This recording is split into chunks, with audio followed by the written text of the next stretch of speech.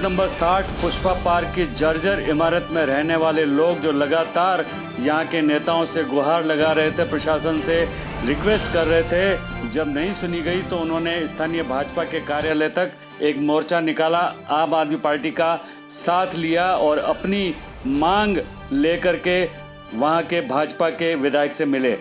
हमारे साथ हैं धनंजय शिंदे, महाराष्ट्र आम आदमी पार्टी के सेक्रेटरी। सर, जानना चाहेंगे क्या था आज का मोर्चा? यहाँ के जो एमएलएज है उनको 2014 में भी लोगों ने चुन के दिया था, 2019 में भी लोगों ने चुन के दिया है।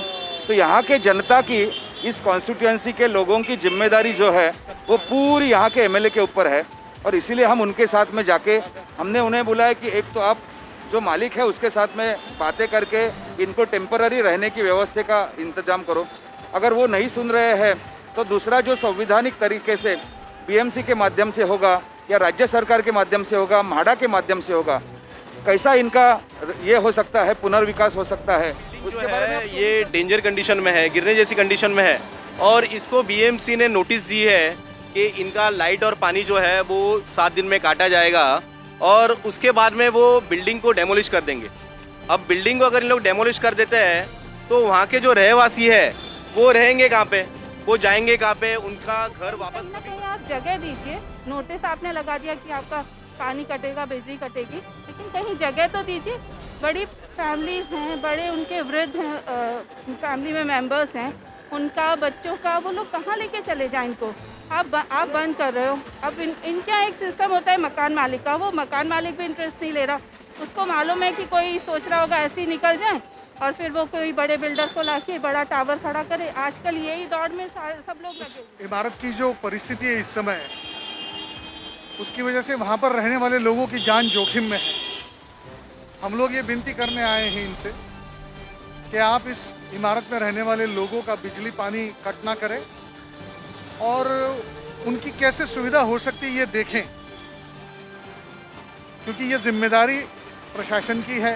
अत्याचार हो रहा है 15 साल, आज 50 साल से जिस घर में आदमी रह रहा है उसको बीएमसी इलीगल बता के उनको खाली करवा रही है। और ये कोरोना काल में ये लोग कहाँ जाएंगे?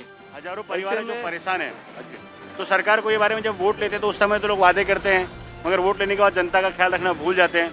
तो इनको वो चीज़ पे सोचना चाहिए कि सिर्फ 1-2 परिवार की प्रॉब्लम नहीं है, मुंबई में नहीं तो ऐसे लाखों घर हैं और कैसे हजारों में बिल्डिंगों की संख्या है जो ये परेशानी से जूझ रहे हैं।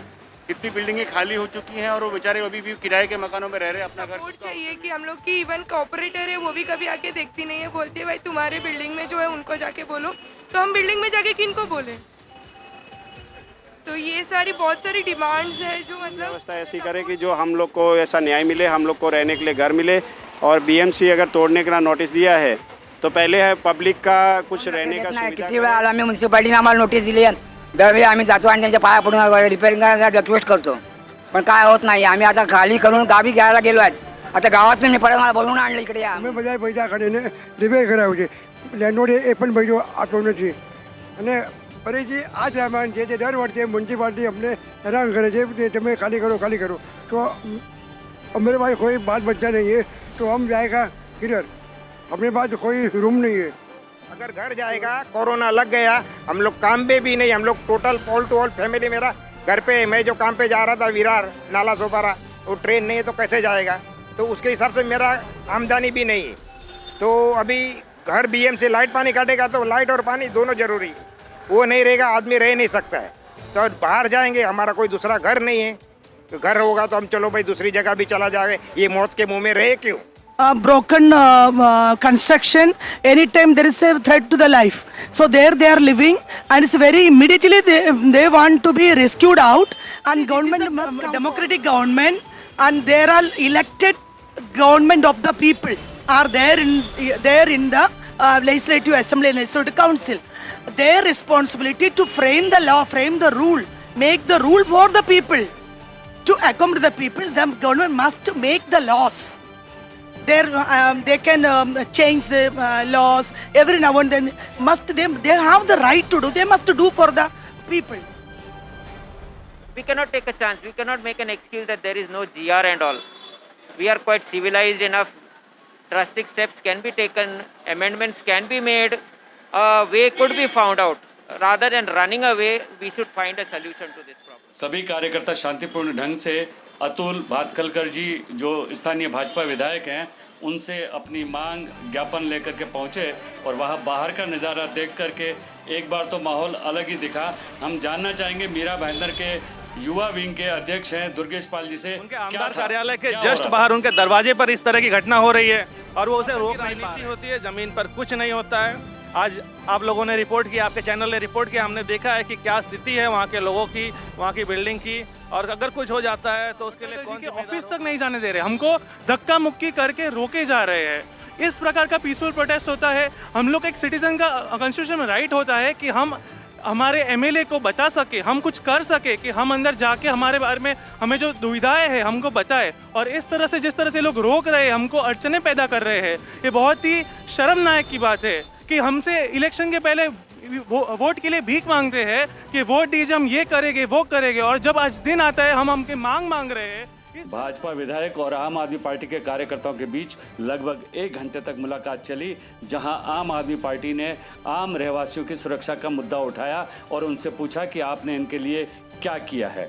कैसा रहा ये मुलाकात का सिलसिला, आइए जानते हैं धनंजय सिंह जी से। बात नहीं की, उनका ईगो हर्ट हो गया है और उन्होंने बोला आप मोर्चा मेरे ऑफिस पे लेके कैसा आ गए। ये मोर्चा इसका क्या मतलब है, क्योंकि ये बात जो है इनकी जान खतरे में है, ये बात पूरे बम्बई में फैल गई है और उनको भी वो मैसेज आ गया मीडिया के माध्यम से कि ऐसे ऐसे लोग आने वाले हैं, और वो उसकी वजह से उनको बहुत बुरा लगा। उनको ऐसा लगा कि आम आदमी पार्टी की कुछ ताकत ही है नहीं, आम आदमी पार्टी को इग्नोर करना चाहते हैं, लेकिन इन्होंने हिम्मत दिखाई और मेरे घर पे गरीब लोगों को लेके आ रहे हैं मेरे ऑफिस में, तो उन्होंने हमारे ऊपर डिफेमेशन केस दायर करेंगे और पुलिस को बोला इनके ऊपर अलग अलग एक्ट लगाओ, पैंडेमिक एक्ट लगाओ।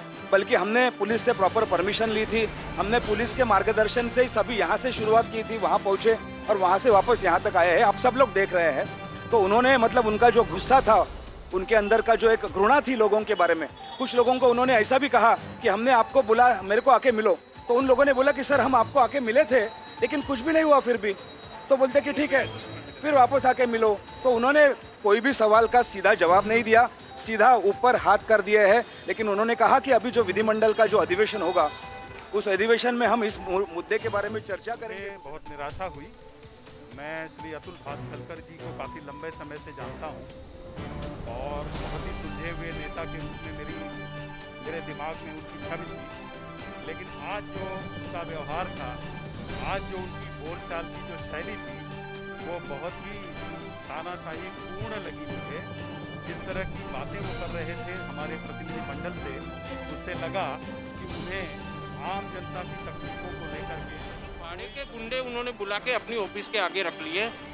पहले तो वो हमें अंदर घुसने नहीं दे रहे थे, नारेबाजी कर रहे थे, वो जम के नारेबाजी कर रहे थे। सर सॉल्यूशन तो उनके पास था ही नहीं, बट वो आरोप प्रत्यारोप लगाना स्टार्ट कर रहे हैं। वो इनडायरेक्टली उनके जो वोटर हैं उनको इनडायरेक्टली धमकी दे रहे हैं कि आप आम आदमी पार्टी के साथ क्यों आए हो, आप अकेले मेरे पास क्यों। चुनाव के वक्त लोगों से वोट की भीख मांगते हुए कई सारे वादे होते हैं, कई सारी बातें होती हैं। चुनाव जीत जाने के बाद सिर्फ और सिर्फ आश्वासन होता है, ये कहना है वहाँ के आम लोगों का। MB न्यूज़ के लिए मैं राजेश शर्मा। चैनल को सब्सक्राइब, लाइक और शेयर करें।